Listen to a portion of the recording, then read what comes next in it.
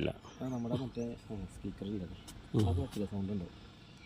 Good morning. അപ്പോൾ നമ്മൾ വയനാട്ടിലെ സാൻഡൽവുഡ് പ്ലാന്റേഷനിലാണ് ഇപ്പോൾ നിൽക്കുന്നത്. സാൻഡൽവുഡ് പ്ലാന്റേഷൻ അതായത് ചന്ദന കൃഷി ചെയ്യാൻ ആഗ്രഹിക്കുന്ന ഒരു കൂട്ടം കർഷകരായിട്ട് ഒന്നിച്ച് സാൻഡൽവുഡ് ഫാർമേഴ്സ് വെൽഫെയർ അസോസിയേഷൻ്റെ കീഴിൽ പ്രവർത്തിക്കുന്ന ഒരു ചന്ദന കൃഷിയാണ് ഇവിടെ നടന്നുകൊണ്ടിരിക്കുന്നത്. അപ്പോൾ ഇവിടെ കഴിഞ്ഞ 2024 ജൂലൈ 23 തൈകൾ നട്ടുകൊണ്ട് ഏകദേശം 1000-ന് മുകളിൽ തൈകൾ നട്ടുകൊണ്ട് നമ്മൾ ഈ ഒരു പ്ലാന്റേഷന് തുടക്കം കുറിച്ചു.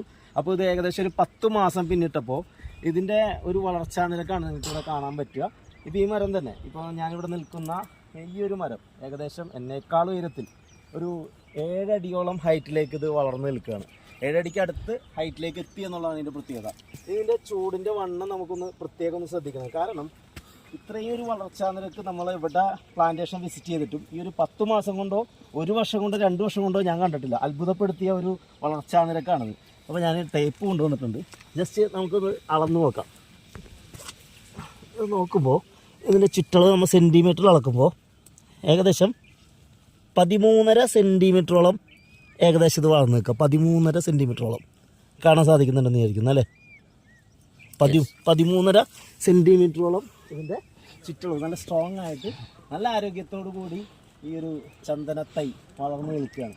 അപ്പോൾ ശരിക്കും IWSTയുടെ ഒക്കെ ഒരു കണക്കെടുപ്പ് പ്രകാരം ചന്ദന കൃഷി ചെയ്യുന്ന ആളുകളുടെയൊക്കെ ഒരു സർവേ ഒക്കെ എടുക്കുമ്പോൾ അവിടെ ഏകദേശം ഒരു 12 സെൻറ്റിമീറ്റർ ചുറ്റളവ് വരാൻ വേണ്ടിയിട്ട് അവർ പറയപ്പെടുന്നത് ഒരു 3 വർഷമെങ്കിലും എടുക്കും 12 സെൻറ്റിമീറ്റർ ചുറ്റളവ് വരാൻ. അപ്പോൾ അവിടെയൊക്കെ വെച്ച് നോക്കുകയാണെങ്കിൽ അത് കർണാടകയൊക്കെയാണ് അവർ ഏറ്റവും കൂടുതൽ ആ റിസർച്ചിൻ്റെ ഭാഗമായിട്ടൊക്കെ നോക്കിയിട്ടുള്ളത്. ഇവിടെ കേരളത്തിൽ ആദ്യമായി ചന്ദന കൃഷി സ്റ്റാർട്ട് ചെയ്തപ്പോൾ നമുക്കറിയാം കഴിഞ്ഞ 2024 ഫെബ്രുവരി 5 കേരള സംസ്ഥാന സർക്കാർ ബഡ്ജറ്റിൽ ആദ്യമായിട്ട് ചന്ദന കൃഷിയെ പ്രോത്സാഹിപ്പിച്ചുകൊണ്ടൊരു അനൗൺസ്മെൻറ്റ് നടത്തിയതിന് ശേഷം ഇതിനെ ഏറ്റെടുത്ത് വന്ന ഒരു ടീമാണ് നമ്മൾ ഇന്നിപ്പോൾ sandalwood group farmers welfare association Wayanad Padichira Pulpally ഭാഗത്ത് നമ്മൾ ഈ ചെയ്തുകൊണ്ടിരിക്കുന്ന ഈ ഒരു കൃഷി.